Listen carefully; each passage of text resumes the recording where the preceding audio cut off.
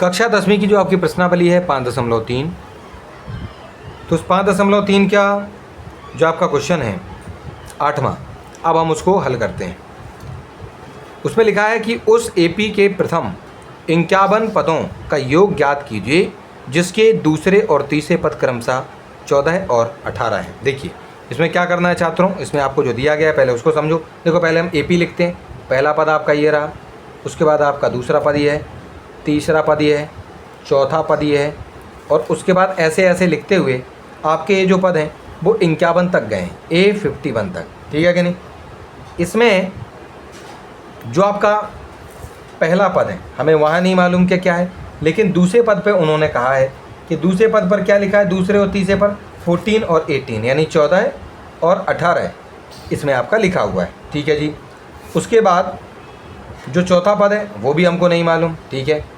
और उसके बाद ये आगे बढ़ते जाएंगे और ना ही हमें ये पता है कि इसके 51वें पद पे क्या है।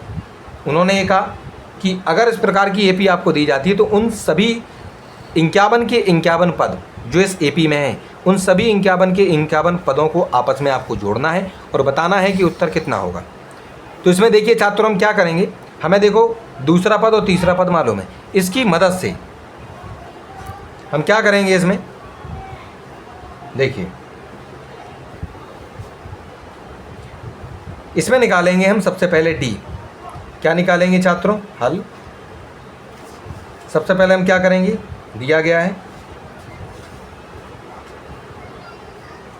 यानी गिवन आपको क्या है, A2 पता है आपको, ये 14 है, और आपको पता है A3 वो आपका 18 है। तो आपका जो D है वो निकलेगा A3 में से आप A2 को कम कर देंगे छात्रों।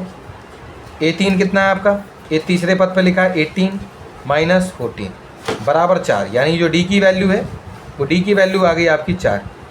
अब हमें अगर पहला पद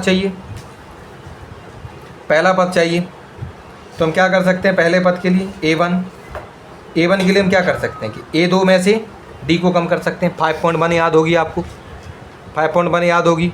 उसमें अगर हमें A1 चाहिए तो A2 में से D को कम कर दो, अगर हमें A2 चाहिए होता है तो हम A3 में से D को कम कर देते हैं। तो इस प्रकार से आपका A1 भी निकल आता है। तो A2 कितना था आपका 14 माइनस D यानी कि 4। तो इस प्रकार से जो A1 है वो A1 आपका निकल के आ गया है छात्रों 10।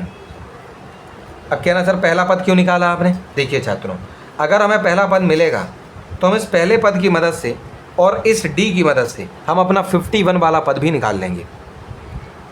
ठीक है कि नहीं।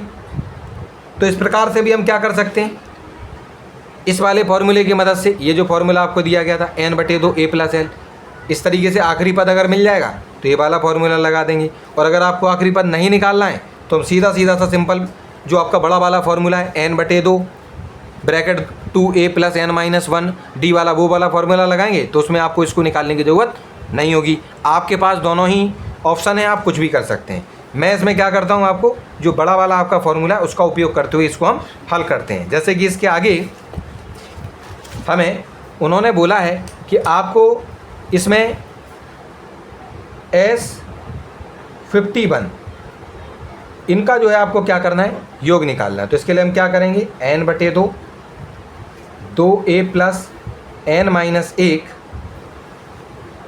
गुना d, ये वाला फॉर्मूला यूज़ करके और इसका हम उत्तर निकाल सकते हैं। देखिए n उन्होंने कहा 51, हम 51 लिखेंगे, बटे में 2 है, यहाँ पर 2a, देखो a की आवश्यकता पड़ गई है हमें क्योंकि पहला पद यहाँ चाहिए होगा, और पहला पद आपका था यहाँ पर 10, n कितना है, n है 51 माइनस 1, और d हमें दिया गया था आपका 4।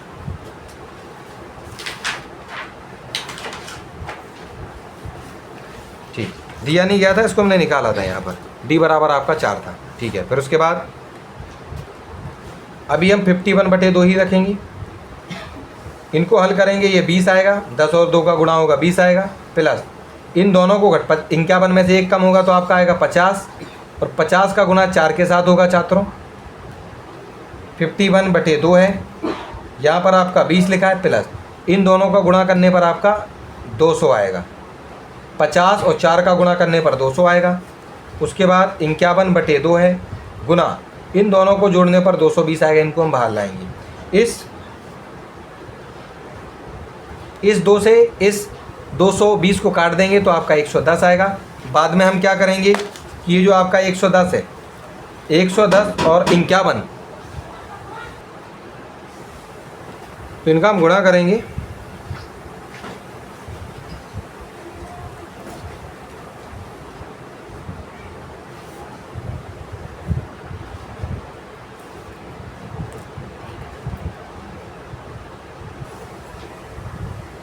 चलिए, तो इस प्रकार से आपका 5610 इसमें आपका आ चुका है। तो हम क्या लिख देंगे यहाँ पर 5610। ठीक, तो हम क्या बोल सकते हैं कि उन सभी 51 के 51 पदों का योग आपका कितना है, 5610 आपका हो जाएगा।